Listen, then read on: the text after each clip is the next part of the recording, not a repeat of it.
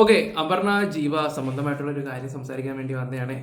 Okay, എന്തായാലും കുറേ ആൾക്കാർ മെസ്സേജ് അയച്ചിട്ടുണ്ടായിരുന്നു ഇതിനെക്കുറിച്ച് എന്തെങ്കിലും അപ്ഡേറ്റ് ഉണ്ടോ എന്നുള്ള രീതിയിലാണ്. അപ്പോൾ ഞാൻ ആലോചിച്ചൊരു കാര്യം എന്താണെന്ന് വെച്ചാൽ, നമ്മൾ അപ്ഡേറ്റും കാര്യങ്ങളൊക്കെ കൊണ്ട് കൊടുക്കുകയൊക്കെ ചെയ്യും, തന്തയ്ക്ക് വിളിയും നമ്മൾ തന്നെ കേൾക്കണമല്ലോ എന്ന് ഓർക്കുമ്പോഴാണ് എല്ലാവർക്കും കാര്യങ്ങൾ അറിയാൻ എളുപ്പമാണ്, വ്യൂവർഷിപ്പും ചിലപ്പോൾ കിട്ടുമായിരിക്കും. എന്നിട്ടോ തെറിവിളി മൊത്തം നമുക്ക് കേട്ടെല്ലാം കഴിഞ്ഞിട്ട് നിനക്കൊക്കെ നാണമില്ലടാ കണ്ടവൻ്റെ കുടുംബത്തിൽ കയറി കളിക്കാൻ എന്നൊക്കെ ചോദിക്കുന്ന കുറച്ച് ആൾക്കാരുണ്ട്. ഓക്കെ, എന്തായാലും നമുക്ക് ഒരു രണ്ടുപേരെയും പോസ്റ്റ് ഇപ്പോൾ വന്നിട്ടുണ്ട്. മാന്യമായിട്ടുള്ള പോസ്റ്റാണ്, കാര്യങ്ങൾ എന്താണ്. അപ്പോൾ നിങ്ങൾക്ക് അറിയേണ്ട കാര്യം എന്താണെന്ന് ഞാൻ വിശദമായിട്ട് അങ്ങ് പറഞ്ഞുതരാം. വിശദമായിട്ടല്ല, ചെറുതായിട്ട് അങ്ങ് പറഞ്ഞുതരാം. ഓക്കെ, ഞാൻ ഇന്ന് ഒരു സ്ഥലം വരെ പോകേണ്ട, എനിക്ക് കൂടുതൽ കാര്യങ്ങൾ എന്താ പറയണ്ടേ, കൂടുതൽ കാര്യങ്ങളൊന്നും തിരക്കാൻ പറ്റില്ല. അറിയാവുന്ന കുറച്ച് കാര്യങ്ങൾ ഉച്ചയായപ്പോഴേ ഞാൻ അറിഞ്ഞിട്ടുണ്ടായിരുന്നു, അത് ഞാൻ പറയാതെ. അപ്പം ഇനിയും മുന്നോട്ട് കൂടുതൽ ഉയരങ്ങളിലേക്ക്, അതും തികച്ചും ഒറ്റയ്ക്ക് അപർണയും ജീവയും വേർപിരിഞ്ഞ റിപ്പോർട്ട്. അപ്പം ഇതിൻ്റെ താഴെ ഒരു കമൻറ്റ് വന്നിട്ടുണ്ടായിരുന്നേ. കമൻറ്റ് ഞാൻ സൂം ചെയ്യുന്നതിന് മുമ്പ് നിങ്ങൾ ചാനലിലേക്ക് ഒന്ന് സബ് ചെയ്തേക്ക്. ആദ്യമായിട്ട് കാണുന്നവർ ഇനിയും നമുക്ക് അപ്ഡേറ്റുകൾ കൊണ്ടുവരാം. ആദ്യമായിട്ട് കാണുന്നവർ ചാനലും സബ് ചെയ്തിട്ട് ലൈക്ക് ഒരു ഹൈപ്പും കൂടെ കൊടുത്തേര്. നാളെ നിങ്ങളുടെ വെഡ്ഡിങ് ആനിവേഴ്സറി അല്ലേ, അതൊക്കെ പണ്ട് ചേച്ചിയുടെ കമൻറ്റാണ്. ഓക്കെ, നമുക്കൊരു വീഡിയോ കൂടെ കണ്ടിട്ട് നമുക്ക് ബാക്കിയും കൂടെ സംസാരിക്കാവേ. എൻ്റെ പൊന്നോ, പണ്ട് ചേച്ചിയൊക്കെ കാണുമ്പോൾ ഒരു ഐശ്വര്യമായിരുന്നു, ഒരു മലയാള തനിമയെന്നൊക്കെ പറയത്തില്ലേ. ഇവർ വരുമ്പോഴൊക്കെ ഞാൻ പണ്ടത്തെ ഒരു വീഡിയോ ഞാൻ വെച്ചുതരാം. അതും ഒരു വീഡിയോ കൂടെ കണ്ടിട്ട് കഥ എന്താണെന്ന് ഞാൻ കറക്റ്റ് ഒന്ന് പറഞ്ഞുതരാം. എന്ത് രസമായിരുന്നു അറിയാം പണ്ട് ഇവരെയൊക്കെ കാണാൻ. ഇവര് സംസാരം സൗണ്ട് ഒക്കെ കേട്ടില്ലേ, പരൂര്. ശരി, അപർണ പഠിക്കുകയാണോ, അതെ അപർണ എന്ത് ചെയ്യുന്നു, അതെ അപർണ സ്ഥിരം സാബുവിന്റെ പരിപാടി കണ്ടുകൊണ്ടിരിക്കുകയാണോ, എന്താണ് സംഭവം? പഠിക്കുകയാണ്, ആക്ച്വലി ഡിഗ്രി ചെയ്യുവാണ്. ഒരു പാർട്ട് ടൈം ജോബും ചെയ്യുന്നുണ്ട് കൂടെ.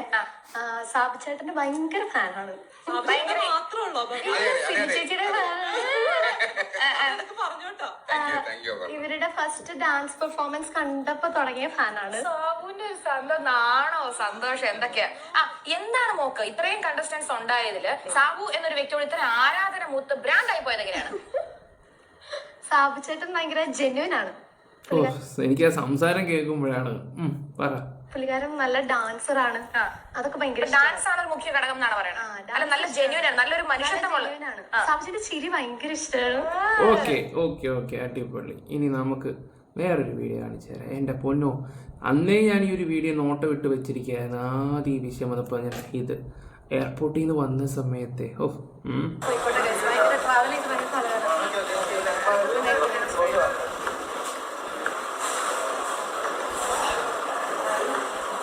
ഒന്ന് തിരിഞ്ഞു നോക്കാതിരിക്കാമെങ്കിലോ, ഇവിടെയൊക്കെ ഊത്ത് തീരത്തില്ലേ. കുറേ എണ്ണം ക്യാമറ തൂക്കിക്കൊണ്ട് വരും. അത് പിന്നെ വേറെ എന്തോ ഷൂട്ടിന് പോയതാണ്. അതിൻ്റെ താഴെ വന്നൊരു കമൻറ്റാണ് 2 മാസം മുമ്പ് ജീവനെക്കുറിച്ച് ചോദിക്കുമെന്ന് കരുതി തലവേദന എന്നുള്ള രീതിയിൽ. Of course. അപ്പോൾ നമുക്ക് കാര്യത്തിലോട്ട് കിടക്കാം. കാര്യങ്ങളൊന്നുമില്ല. ഞാൻ അറിഞ്ഞൊരു കാര്യം എന്ന് വെച്ചാൽ 2 വർഷം കൊണ്ട് അങ്ങനെ വലിയ കണക്ഷൻസോ കാര്യങ്ങളൊന്നുമില്ല. ആൾക്കാരെ കാണുമ്പോൾ മാത്രം ഈ പറയുന്ന ഒരു ഹൈ ബൈ, ഒരു കൈ കൊടുക്കലും കാര്യങ്ങളും ഒക്കെ. അത് മാത്രമല്ല, ഫിനാൻഷ്യലി ഇച്ചിരി ജീവയുടെ കാര്യത്തിൽ കുറച്ച് ബുദ്ധിമുട്ടുകളും കാര്യങ്ങളൊക്കെയാണ്. അങ്ങനെ നല്ല കടബാധ്യതകളും കാര്യങ്ങളും ഒക്കെ ഉണ്ട്, നല്ല രീതിയിലുണ്ട്. ഏകദേശം ഒരു 2 CR അടുത്തോളം വരികയൊക്കെ ചെയ്യും. പിന്നെ അറിയാൻ കഴിഞ്ഞൊരു കാര്യം എന്താണെന്ന് വെച്ചാൽ റിലേഷൻഷിപ്പിൻ്റെ കാര്യങ്ങൾ. അതിൻ്റെ കാര്യം ഞാൻ പറഞ്ഞുതരാം. അത് 2 പേരുടെയും കാര്യത്തിലാണ് ഭയങ്കര ഒരു ഇതാണ്. റിലേഷൻഷിപ്പിൽ ഞാനൊരു വീഡിയോ എടുത്ത് വെച്ചിട്ടുണ്ടായിരുന്നു. നിങ്ങൾക്കതിന് ഭാഗ്യമില്ലെന്ന് തോന്നുന്നു കാണാൻ. ഈ ഒരു വീഡിയോ നിൽക്കേ ഒന്ന് പ്ലേ ചെയ്യാം.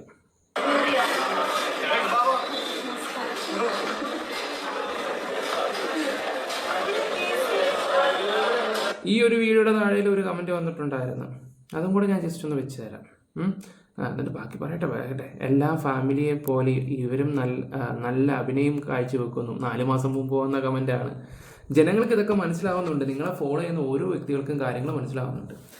അപ്പം 2 പേർക്കും റിലേഷൻ ഉണ്ട്. 2 പേരും 2ആയിട്ട് തോന്നിയ പോലെ പോകുന്നു. പുള്ളിക്കും റിലേഷൻ ഉണ്ട്, ഇവർക്കും റിലേഷൻ ഉണ്ടെന്നാണ് എനിക്കറിയാൻ കഴിഞ്ഞിട്ടുള്ള ഒരു കാര്യം. എന്താണെന്ന് വെച്ചാൽ, പിന്നെ മാന്യമായിട്ട് വന്നിട്ട് അവർ പോസ്റ്റും കാര്യങ്ങളൊക്കെ ഇടുകയൊക്കെ ചെയ്ത് 11 വർഷത്തെ ബന്ധമാണ്. നിങ്ങളൊന്ന് ആലോചിക്കുക, അതിവിടെ അവസാനിക്കുകയും ചെയ്യുന്നു. 11 വർഷം എന്നൊക്കെ പറയുമ്പോഴേ ഇനി കാണുമ്പോൾ ഹായ് ബൈ ഉറക്കം വരുന്നുണ്ട് കേട്ടോ, ഒന്നും വിചാരിക്കരുത്. എനിക്ക് കുറച്ച് ഹെൽത്ത് ഇഷ്യൂസ് ഉണ്ട്. കുറച്ച് 2 ദിവസം കൊണ്ട് വീണ്ടും അതിൻ്റെ ബുദ്ധിമുട്ടാണ്. കണ്ണൊക്കെ കണ്ടില്ലേ. ഓക്കെ, ഇവരും എന്താ പറയണ്ടേ, നാളെ ഒരു ഹൈ ബൈ ബന്ധം മാത്രം. ഞാൻ ആലോചിക്കുക എന്താണ് ഇങ്ങനെ എന്നുള്ള രീതിയിലൊക്കെ. ഓക്കെ, അപ്പോൾ ഏകദേശം അന്നേ ഡിവോഴ്സ് അത് ഇത് മറ്റേന്നൊക്കെ കമൻറ്റും കാര്യങ്ങളൊക്കെ വരികയൊക്കെ ചെയ്തിട്ടുണ്ടായിരുന്നു. ഒരു 2 വർഷത്തേക്ക് തന്നെ രണ്ടുപേരും 2 തട്ടി തന്നെ ആയിരുന്നു. പുള്ളിക്കാരി ട്രാവലിങ്ങും അത് ഇതുമായിട്ട് പോകുന്നു, പുള്ളിക്കാരനും അതുപോലൊക്കെ തന്നെ. ഇതിനൊക്കെ ചിലവാക്കാൻ നല്ല രീതിയിൽ പടക്കം പൊട്ടിച്ചിട്ടുണ്ട്. പടക്കമല്ല, പണം പൊട്ടിച്ചിട്ടുണ്ടെന്ന് പറയാം. പിന്നെ ആരാണ് ആദ്യം റിലേഷനിലോട്ട് പോയെന്ന് നമുക്കറിയത്തില്ല, അവനാണോ അവളാണോ. ഓക്കെ, എന്തായാലും ഇതൊക്കെയാണ് വിഷയങ്ങളും കാര്യങ്ങളുമൊക്കെ. അപ്പം പിന്നെ പരസ്പരം രണ്ടുപേർക്കും പിരിയാനാണെങ്കിൽ ഒരു പിരിയട്ടെ, നല്ല രീതിയിൽ ജീവിക്കട്ടെ. നമുക്കിപ്പോൾ എന്ത് പറയാൻ പറ്റും. പിന്നെ അന്ന് കണ്ട ഈ ഒരു അപർണയല്ല, പിന്നീടുള്ള അപർണയുടെ ഒരു സംസാര രീതി ശൈലിയൊക്കെ വേണം എന്നൊക്കെ ഒരു വീഡിയോ വെച്ച് തരാം. പാർട്ട്ണറോടാണെങ്കിൽ പോലും ഡിസ്കസ് ചെയ്യണം എന്ന് വിചാരിക്കുന്ന ഒരാളല്ല. ഫിനാൻഷ്യൽ ട്രാൻസ്പെറൻസി പൊതുവെ പാർട്ട്നേഴ്സിന്റെ ഇടയിൽ വേണമെന്നാണോ what you feel? Not really. അത്രയും വേണ്ട, അത്രയും ട്രാൻസ്പെറൻസി വേണം എന്ന് പറയുന്ന ഒരാളല്ല ഞാൻ. കുറച്ചൊക്കെ ആവാം. നമ്മൾ എന്തിനു വേണ്ടി അത് യൂസ് ചെയ്യുന്നു, നമ്മുടെ ഇൻവെസ്റ്റ്മെന്റ്സ്, അത് എല്ലാം ഒന്നും നമ്മൾ എല്ലാവരോടും ഓപ്പൺ ആവണം എന്ന് ഞാൻ പറയില്ല. കുറച്ചൊക്കെ നമ്മുടെ സീക്രസിയിൽ അത് വെക്കുന്നത് തന്നെയാണ് നല്ലത്. നമ്മൾ ഒരാളോട് ഡിസ്കസ് ചെയ്യണം, അത് പാർട്ട്ണറോടാണെങ്കിൽ പോലും ഡിസ്കസ് ചെയ്യണം എന്ന് വിചാരിക്കുന്ന ഒരാൾ. ഓരോ മനുഷ്യൻ്റെ ഓരോ മാറ്റങ്ങളെ. ഓക്കെ, ഇതിൽ നിന്ന് എന്ത് മെസ്സേജാണ് കൊടുക്കുന്നത് വെച്ചാൽ ഇപ്പം പുള്ളിയെപ്പോലെ ബോൾഡായിട്ട് ചിന്തിക്കുന്നവർ. കാരണം ഇങ്ങനെയൊക്കെ പറയാനുള്ള കാര്യം എന്താണെന്ന് വെച്ചാൽ, ഒന്നെങ്കിൽ അവരുടെ മനസ്സിൽ എന്തെങ്കിലുമൊക്കെ നെഗറ്റീവോ എന്തെങ്കിലുമൊക്കെ കടന്നുകൂടി കാണുമായിരിക്കാം ചിലപ്പം, അല്ലെങ്കിൽ എന്തെങ്കിലും അനുഭവിച്ചിട്ടുണ്ടായിരിക്കും. അതായിരിക്കാം ചിലപ്പോൾ അവരങ്ങനെയൊക്കെ പറയുകയൊക്കെ ചെയ്യുന്നത്. പണ്ട് കണ്ട അപർണയുടെ രീതിയും ഈ ഒരു വീഡിയോ സംസാര ശൈലിയൊക്കെ body hair down or clean shave? Like shaved ആണോ അതോ ഹെയറി ആണോ? എനിക്ക് ട്രിംഡ് ആണ്.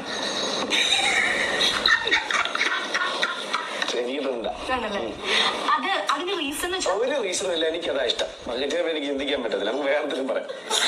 ചിലവർ പറയും. ഓക്കെ, അപ്പം എനിക്ക് ഇതൊക്കെ കാണുമ്പോൾ ഇപ്പോൾ പുച്ഛം വരുന്നത്. പണ്ടുള്ളവർ പറയുന്ന പോലെ ആ പഴഞ്ചൊല്ലിവിടെ പറയുന്നില്ല. ഞങ്ങൾ പറയും കല്യാണം കഴിച്ചോ? ഞാൻ പറയും കല്യാണം കഴിക്കാൻ. ഞാൻ പറയും നല്ലതാ കല്യാണം കഴിക്കുന്നത്, എനിക്ക് സൂപ്പറാണ്.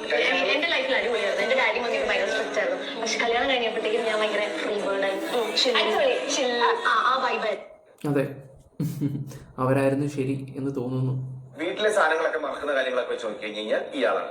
പക്ഷെ നമ്മളോട് ആരെങ്കിലും ഇതിൽ പറയണം, അവനോട് കൂടെ പറഞ്ഞേക്കണേ.